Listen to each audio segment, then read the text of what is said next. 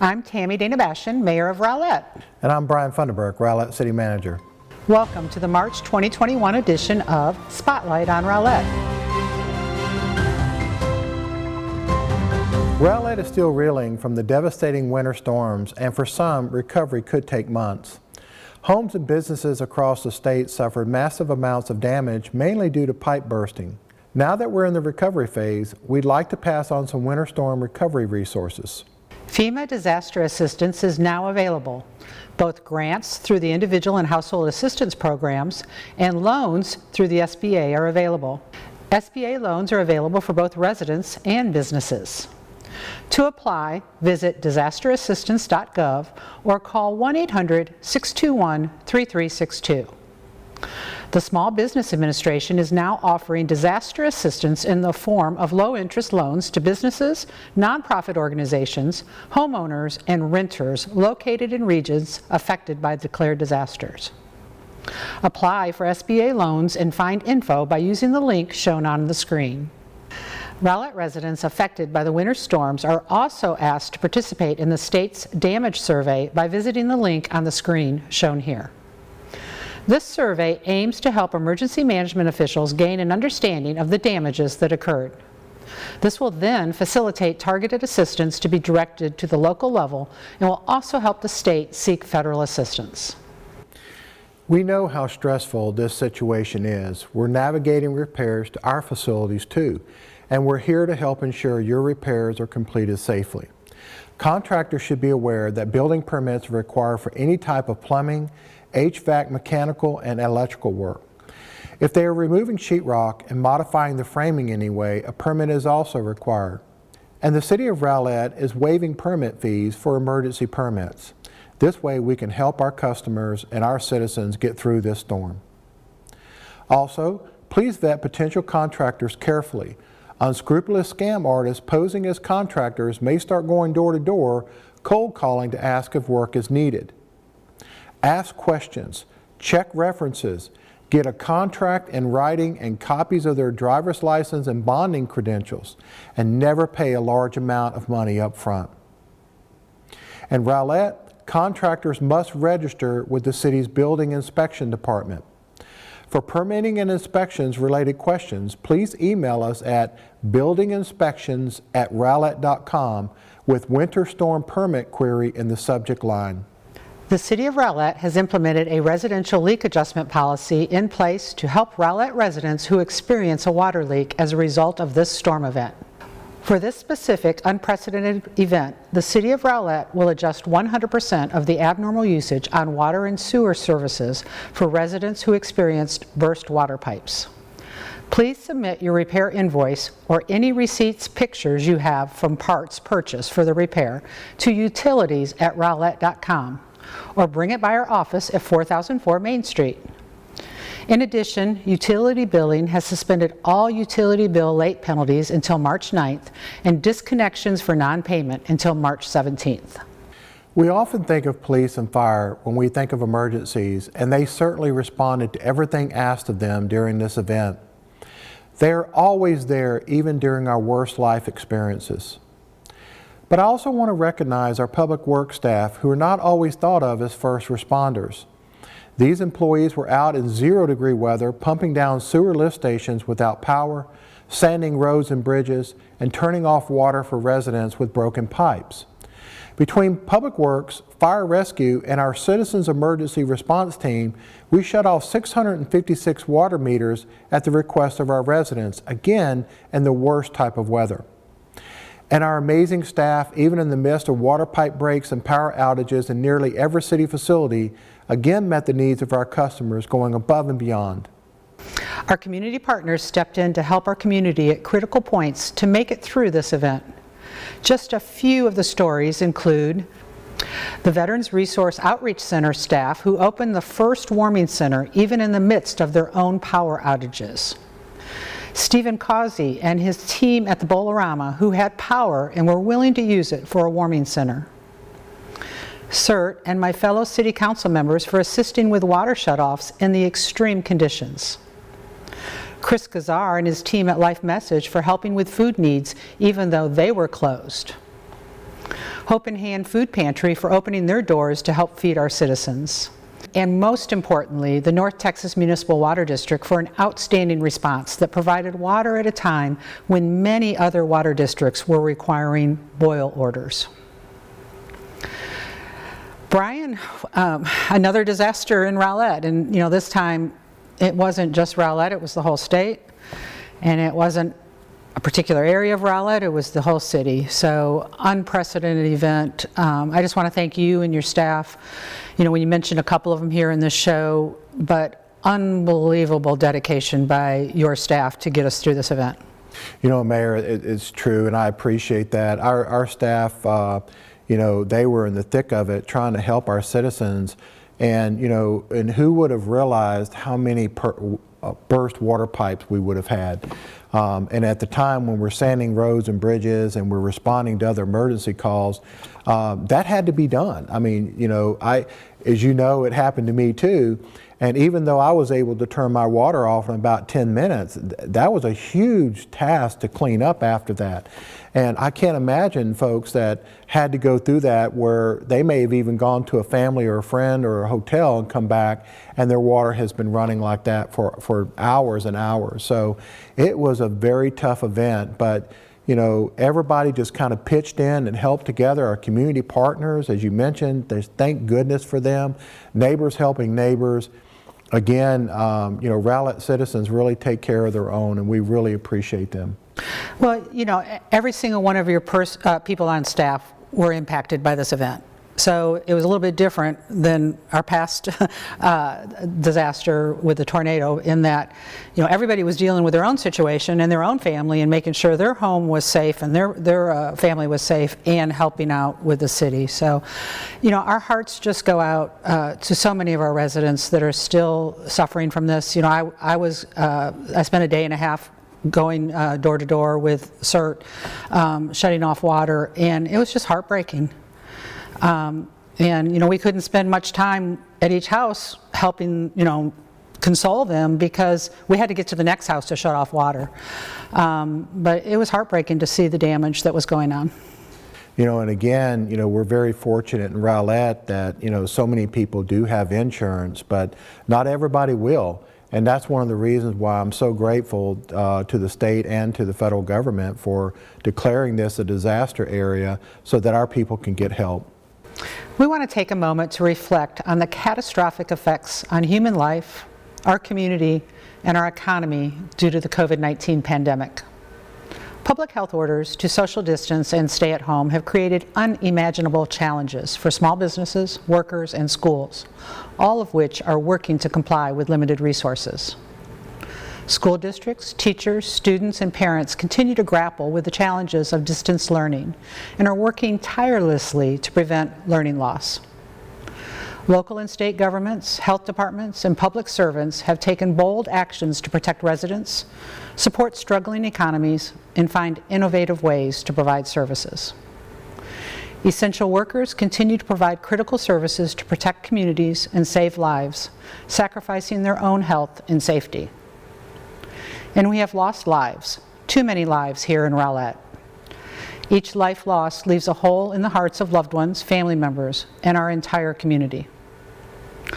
As of the time of this taping, we have had over 5,500 confirmed COVID-19 cases in Rowlett, including 51 deaths. And as the severity of COVID-19 can vary dramatically by individual, many of our survivors continue to suffer with lingering side effects that may impact the quality of their life for many years. But we do believe there is light at the end of this tunnel.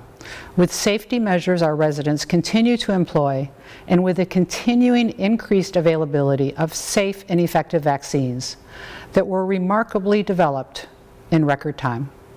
COVID-19 vaccination sites are back up and running after pausing operations due to last month's winter storm. Availability of the vaccine continues to be very limited. If you're eligible to get vaccinated now, please visit rowlett.com/vaccine for links and information on the registration sites in our area.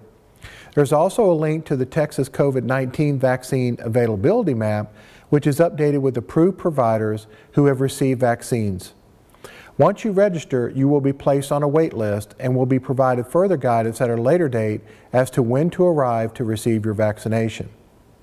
Qualifying residents are encouraged to register on multiple lists. There is currently no way to estimate how long you will have to be on these wait lists.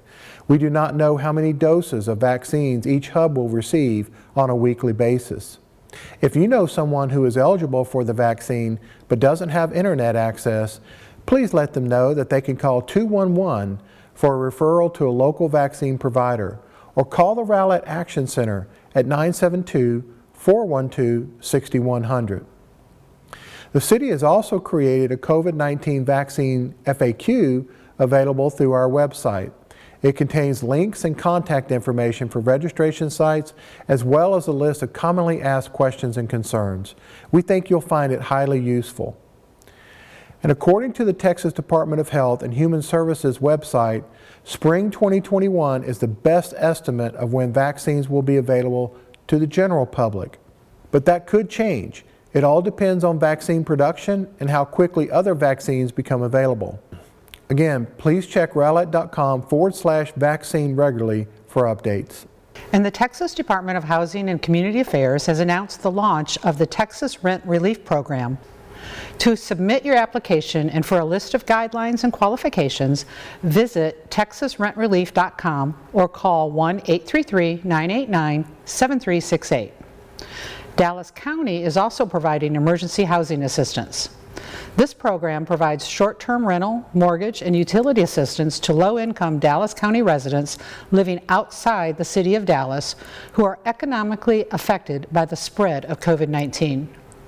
DCHHS is now accepting pre-screening by phone at 214-819-1968 or submit an application by using the link found at rowlett.com. So we're getting there. Certainly positive cases are going down. Hospitals, it's still a problem, but it's lessening. Deaths are still occurring. Those are always lagging behind high positive rates. But I think we do have a light at the end of the tunnel here we can see. You know, Mayor, you're right. Particularly with the vaccine, I think we're starting to see, potentially at least, the end of this. But this is a marathon race. We're already at 1 year from the time we started closing down things in March 13th, Friday the 13th. Yeah. And so we still have a long way to go this year to get everybody vaccinated. I should say everybody that wants to. So, but yes, you can definitely see the light at the end of the tunnel now. And, as of the time of this taping, Johnson & Johnson is another possibility. And that's going to be a vaccine that's a game changer because it's one dose and it doesn't have all the storage issues, and it's so needed not only throughout the United States but in so many other countries that would have challenges with 2 doses and with refrigeration requirements. Mayor, that could actually be a game changer by itself, and I was also glad to see that both Pfizer and Moderna have agreed to increase their production as well. So, we've got a lot of people in this country that need the vaccine, and it's going to take a while. Rowlett is a home rule city, and along with the state laws of Texas, is governed by a home rule charter. The city's charter is Rowlett's version of a constitution and guides our structure and operations. It's a changing document that grows with the city. By reviewing the charter every 5 years, it helps to ensure that the city stays current and in a direction Rowlett citizens want to go. Charter Review Commission members are carefully vetted and invited to serve based on their previous experience and demonstrated extraordinary service to our community. For today's Spotlight story, we're interviewing Charter Review Commission Chair Jeff WINGET about his work on the board and the upcoming election.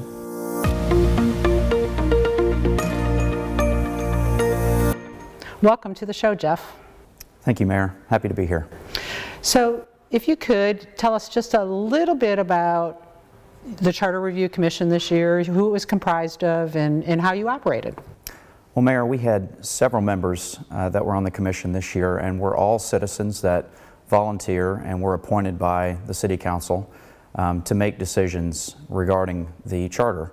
And Basically, we were tasked by the City Council of looking at a specific set of items, and we went through those items and did extensive research. We broke up into different subcommittees and did extensive research in understanding what and why we should make changes to the charter and how those changes should be effected. And so we're really excited to present those to the voters to make a decision, and hopefully we will see those changes come into effect. So I understand there was a couple things that you looked at that are not going to be on the ballot because you're reviewing the whole charter and making decisions on what to recommend and what not to. One of those is council districts. So can you tell the public a little bit about that?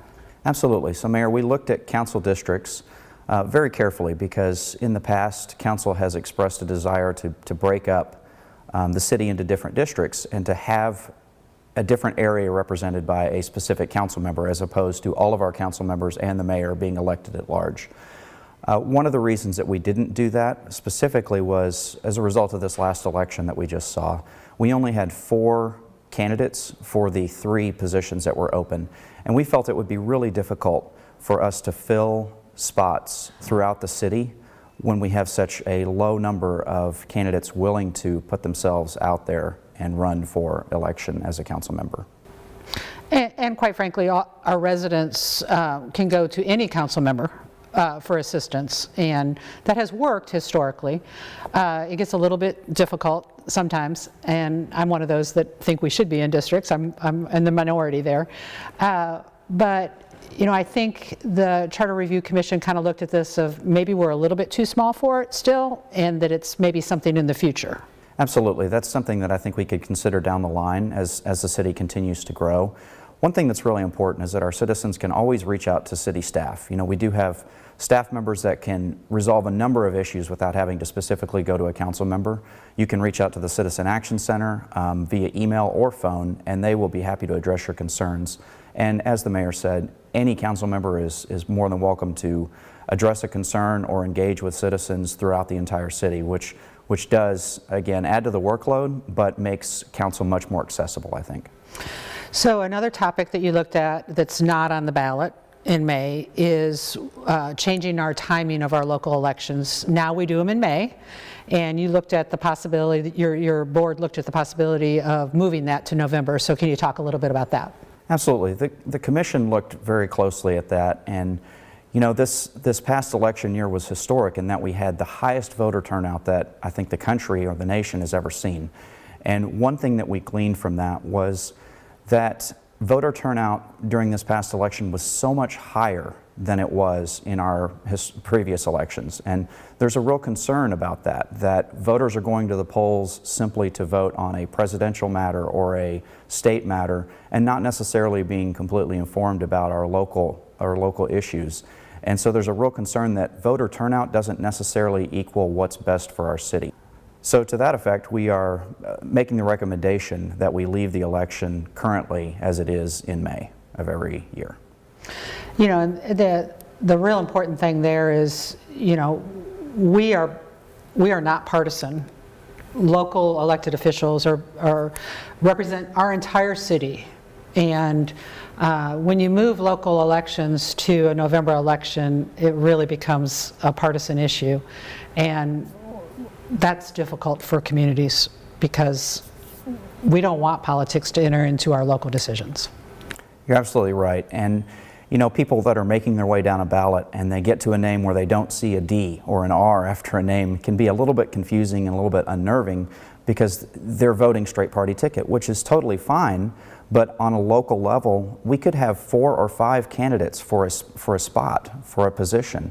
And it makes it very difficult when you don't have that indicator after a name. Similar to school boards, it's kind of the same principle there. And so it does make it difficult for people to choose a name off a ballot without having that knowledge and experience of researching those individual candidates.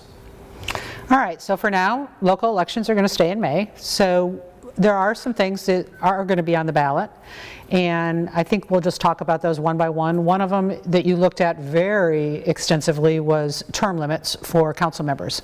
So let's talk about that with our public. Absolutely. So term limits is obviously a hot topic. Even on a national level, it's a big deal. what's interesting is that here in the City of Rowlett, we currently actually do not have term limits. You can serve as a council member for 2 terms, take 1 year off, and come back and serve again for 2 terms if you're elected. Now, keeping in mind that our current council terms are 3 years each, you would need to be elected, in succession like that. You would need to be elected the first time, then a second time. Then you could take a year off and be elected again, and in effect, you could serve in perpetuity in that format.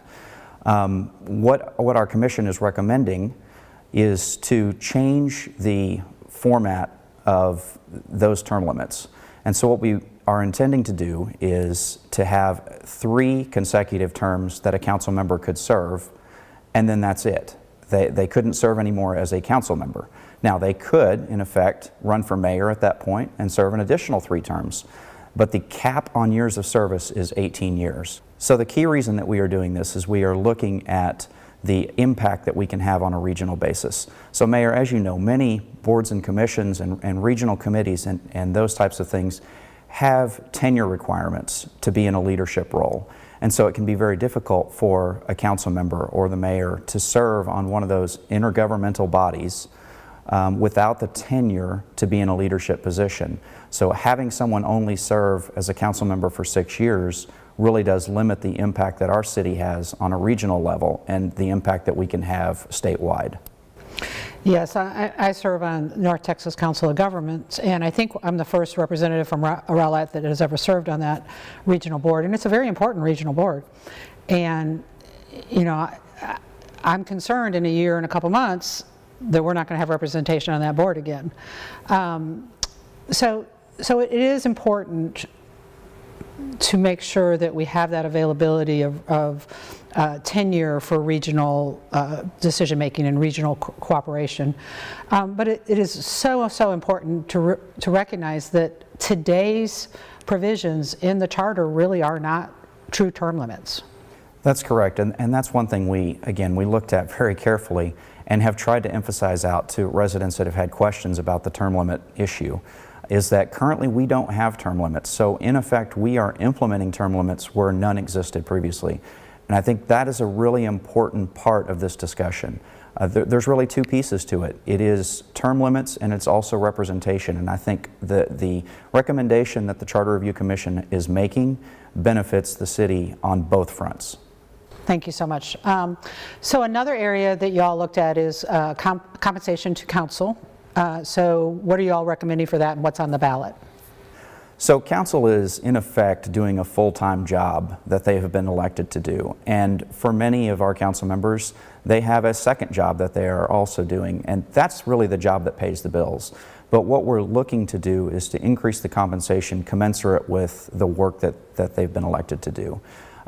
Several of our council members keep very detailed records as far as the amount of time that they spend, and what we've found is it really is a 40-hour a week, if not more, job that they do to review documents, attend meetings, attend special events, be involved with the boards and commissions throughout the city, be accessible to residents. All of these things are tasks that they have to do on a day-to-day basis, and so the compensation matter really is to make the compensation that they receive commensurate with the work that they're doing. Another area that's going to be on the ballot is a requirement for a city auditor. So I'm excited about this one, and I guess let's just talk a little bit about that with the public. Absolutely. I'm also excited about this one. I think a city auditor position is something that we definitely need. Now, the city currently does have an audit that it goes through, a financial audit, every year. That's something that is standard and I believe is required by state law. However, the inclusion of an internal auditor function that happens on a daily, weekly, monthly basis, work that is constantly being reviewed by a city auditor, would have a profound impact, I think, on ensuring that our policies and procedures are up to date, that our information technology and information security is up to date, that we're very protective of the resources that we have, asset protection, things of that nature, that we're really taking care of and being good stewards of the taxpayers' resources. And another area that you looked at was our Code of Ethics, and I think you've inserted a provision that would be in the charter, even though we're currently practicing it, it would be specified in the charter. So what is that provision? So one thing that's really important to understand about the charter is that it is a long-term document. And whereas council members can change every 3 years, and thus policies can change every 3 years, the charter is an overriding document that governs the way that our city operates. We feel that given the impacts and the implications of social media and its effects on our residents and on the city, we wanted to put a provision in that requires a code of ethics. It's no longer an optional thing that can come and go as council members change. It would be a requirement to have a code of ethics that specifically relates to social media. And we think it's very important that all of our city staff, all of our elected representatives are governed by this code of ethics that maintains decorum and behavior and the way that we act online, so that we don't embarrass ourselves, so that we don't put ourselves at financial liability or financial risk. And we updated our code of ethics a few months ago to include this provision, but that code of ethics could be changed to exclude it in the future, and now it can't. If it's in the charter, it's always there. So social media is so important in every aspect of our life, so I'm really happy to see that recommended to be in the charter. And I think that the last thing to talk about real briefly is there's some provisions in there for municipal court operations. Absolutely. So the municipal court, we worked very closely with our chief judge, Judge Liston, and we worked very closely with her on understanding exactly what changes we needed to make to bring the city up to standard with our state law and state provisions. And so the changes that you'll see being recommended for the municipal court really surround that area, is to bring the city up to speed, make sure that we are in compliance with state law and that there's no disconnect between what we are doing and what the state is requiring of us. So Jeff, what would you like to tell the residents when they go to the ballots in April for early voting and May for the election? What would you like to tell them about these items on the ballot? That's a great question, Mayor. First, I'd like to thank all of the charter review members. We had a really great team this year, and I'm really proud of all the work that we did and we're continuing to do. We're in a period right now where we're trying to get the word out to citizens so that they understand what the vote is about, what the different measures entail, and so we're really excited to be a part of that process. As our residents go to the polls in the coming months, we would just encourage you to explore and understand what the different provisions mean, what the different charter amendments mean, and how they would impact our city going forward. And if you have any questions, you're welcome to reach out to our city secretary. She is our staff liaison for this particular commission. She can address those questions back to us, and we will get answers for you. Thank you for being here and getting the word out, and more importantly, thank you for leading this commission through this process. It's not an easy process, and thank you to you and everybody on the commission for all your work you did. Well, thank you, Mayor. It's been a pleasure to serve.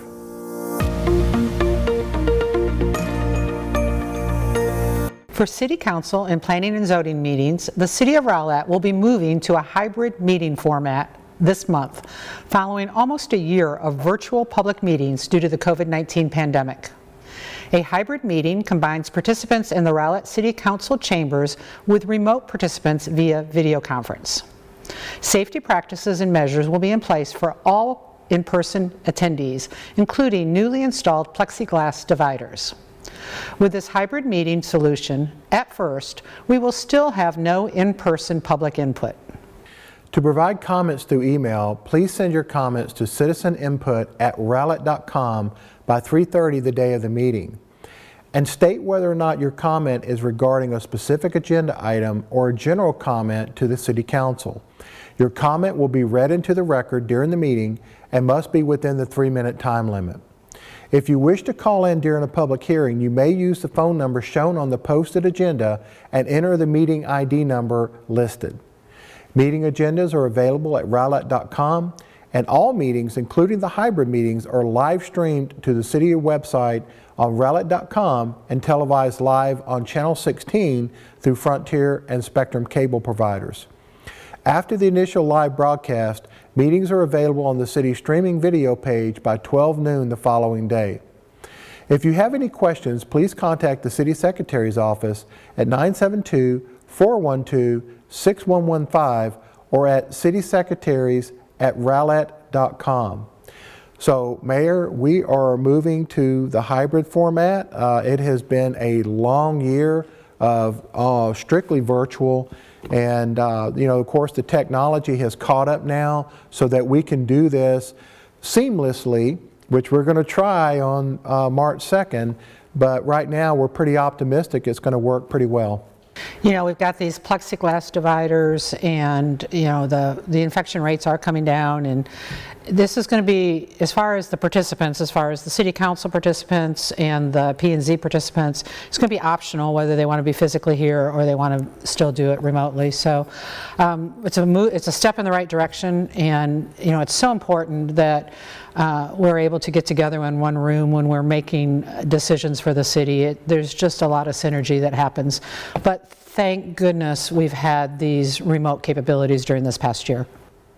Yeah, I really appreciate Drew Rist, our TV production manager, and IT for the work they've done so that we've been able to work virtually and meet virtually. It has been critical that we keep on track with our projects and the activities for the city, but it has been a tough year. After the recent winter storm disaster and unpredictable spring weather coming up, we thought it would be a great time to remind you about Connect Rowlett. It's an emergency notification service used to notify residents of imminent threats to health and safety, as well as informational notifications such as severe weather, flooding, gas leaks, police activity, and more. You can sign up online through rowlett.com/Connect Rowlett or through the free Smart 911 phone app that can be downloaded in the Apple Store or Google Play. When you sign up, you can receive tailored alerts based on your specific needs and geographic location. When you create a Smart 911 profile for your household, you will be able to provide critical medical information for each family member.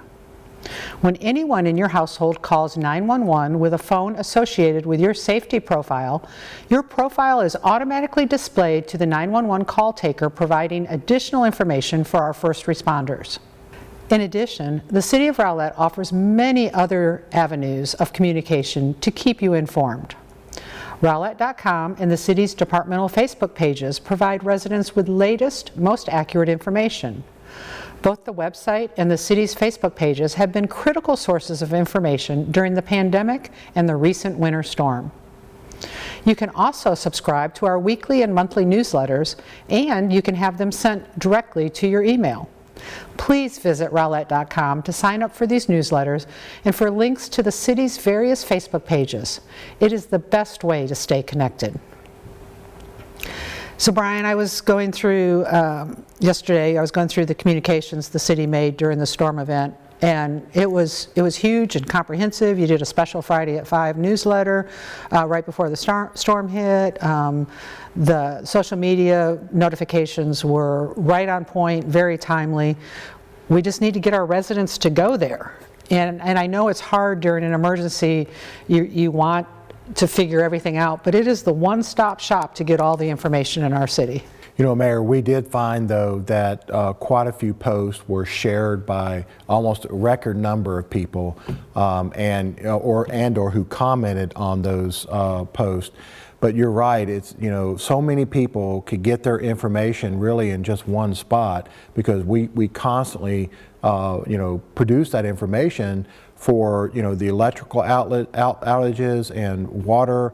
Everything that was available to the storm was available to our public with one click. And during an event like this, we really need them tuning in to one place, because a lot of times that's where we're going to tell them the next big thing they need to know.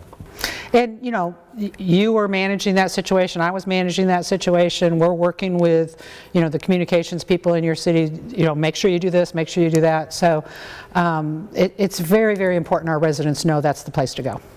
Rowlett native Evan Walker is one of 3 Texans to earn the Elite Rhodes Scholarship this year. I recently spoke with Evan about her experiences growing up in Rowlett and about becoming a role model for the next generation. I am Mayor Dana Bastian, and I am so happy to be joined by one of Rowlett's own, Cadet Evan Walker. Evan is a senior at the United States Military Academy at West Point and is on track to graduate with honors. Here's where it gets even more impressive. Evan has received a Rhodes Scholarship at Oxford University, one of the most prestigious, most selective scholarships in the world. Congratulations. We're so happy to have you with us, Evan. Thank you for having me, ma'am. So you graduated from Lakeview Centennial High School in 2017, and you are the first alumni of the Garland ISD to receive the Rhodes Scholarship designation. You attended GISD's magnet programs. Do you think they helped you prepare for success? Absolutely, ma'am. Even from Kimberlin Academy, which I attended my first grade and started the introduction to the magnet program, I just learned so many useful tools and how to think on a different level. It wasn't just, I guess, a standard education, but knowing the quicker way to do math or the tips and tricks for writing and reading really, I think, laid a good foundation that has helped me get to where I am today. So your mother is a 14-year award-winning teacher at GISD. We hear she was an example of strength and determination when you were growing up. Can you tell us a little bit about her influence on your life? Oh, yes, ma'am. So my parents divorced when I was 6 years old, and I've lived with my mom since then and visited my father. But seeing my mother take care of my brother and I during the weeks and balance school with making sure we have what we need and what we want, getting us to soccer practices. She taught me how to time manage and balance and still helping someone when you can. That's what she always tells me. And anytime anyone asks anything of her, she did what she had to do to provide for them and help them as well. So definitely a servant. And that shows just in what she's done with being at Sam Houston Middle School and in GISD. Well, we are so honored to have her at GISD, so that is wonderful. So tell us something about Rowlett, one of your favorite memory of Rowlett or what influence Rowlett had on you. My favorite memory of Rowlett, ma'am, is the old library that used to be in downtown Rowlett. I remember the summer programs as a kid and going with a couple of my buddies from kindergarten and getting to watch movies at night or attend some plays. And just the library in general, like that was my favorite place to be, playing outside of it and the little stream that goes right next to the water tower. That downtown Rowlett's my favorite place, still to this day. So, you are a role model and you're breaking down racial barriers, for our country. Do you have any advice for those wanting to follow in your footsteps? Yes, ma'am. Two things. I'd say the first is do your best all the time. And that's something my mom really, told me, like, you don't have to be the best at what you do necessarily, but you need to give your best every single time. And that's what the people you're helping and even the people who have invested in you deserve. And so giving your best and pushing yourself every single time to reach new heights. And then the second thing I'd say is to put yourself in different environments and be outside your comfort zone. Going to West Point and being in the military was definitely outside my comfort zone. I don't have a family history of any service, but that's allowed me to grow. And so being outside your comfort zone is where opportunity lies and where you can be a better version of yourself, help others, and do some awesome things. So just try new things. So Rhodes Scholar will be a new thing. Yes, ma'am. Yes, ma'am. Probably be outside your comfort zone. I've never been to Europe before, so I'm looking forward to it.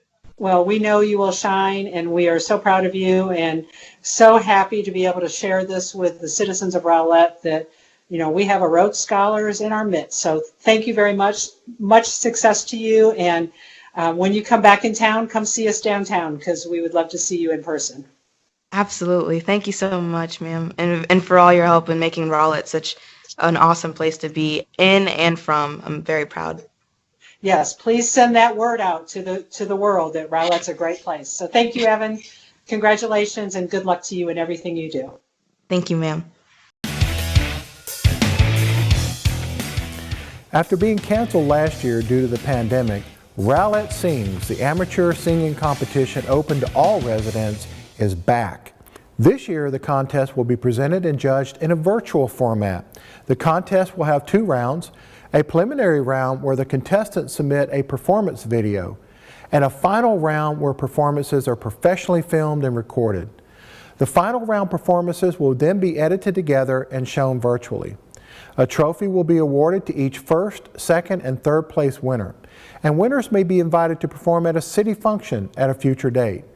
For the application, rules, dates, and deadlines, visit rowlett.com. And if you have specific questions, you can contact rowlettsings@rowlett.com. The deadline for the contest entries is Saturday, March 27th, 2021. Final round recordings will be on Saturday, May 1, 2021. So Mayor, a fan favorite, so to speak, is coming back to Rowlett. Oh, yeah, I'm so glad it's returning. And, you know, 2022, we're going to have it in person again, hopefully. So hopefully our residents will participate and we can have some really fun videos to show our community. Looking forward to it. That wraps it up for the March 2021 edition of Spotlight on Rowlett. For the latest news, follow the city's Facebook page and subscribe to the Friday at 5 p.m. newsletter. And for information regarding COVID-19, please visit rowlett.com/COVID-19. For vaccine distribution information in our FAQ, please visit rowlett.com/vaccine. See you next month on Spotlight on Rowlett.